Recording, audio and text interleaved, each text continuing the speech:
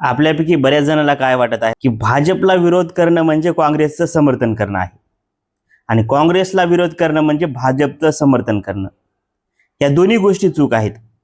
खरं तर एक जबाबदार भारतीय नागरिकांचं ते कर्तव्यच आहे की कोणत्याही पक्षाच्या मागे आंधळेपणानं उभे न राहता जे चांगलं आहे, जे योग्य आहे त्याच्या बाजूने आपण उभं राहिलं पाहिजे.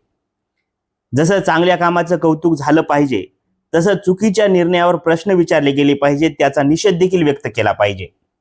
स्वतःच्या विवेकबुद्धीचा वापर केला पाहिजे, पण स्वतःचा विवेक कोणत्याही पक्षाकडे, कोणत्याही व्यक्तीकडे घाण ठेवता कामा नये.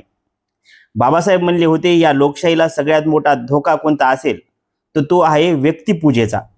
जर एखाद्या व्यक्तीला आपण महान बनवत गेलो तर उद्या आपल्यावर हुकुमशाही आलीच म्हणून समजा.